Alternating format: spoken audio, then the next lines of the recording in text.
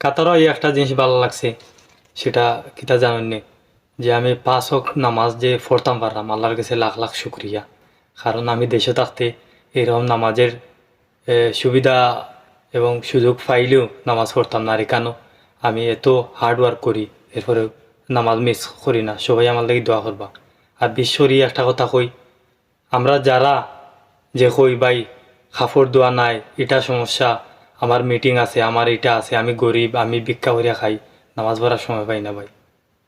অন্য অন্য সাহাবি, আল্লাহ রাসুল সাল্লাহ আসলাম যে সাহাবি, তারার যে যে পরিস্থিতির মধ্যে আসলা, এরকম পরিস্থিতির মধ্যে যদি আপনি থাকতা, তাহলে আল্লাহর কাছে হইতে পারলাম না যে আল্লাহ আমি এই কারণে নামাজ পড়তাম পারছি না, বুঝছেন। তা আমি কাইন্ডলি কইমু যে নামাজে অজুহাত দেখাইয়া লাভ নাই।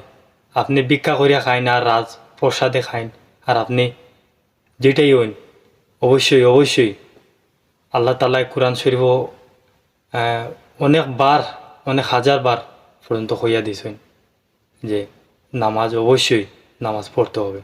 আমরা চেষ্টা করব, আমরা আমরা চেষ্টা করলে আমরা অবশ্যই আমরা যে অভ্যাসটা হইব নামাজ পড়ার।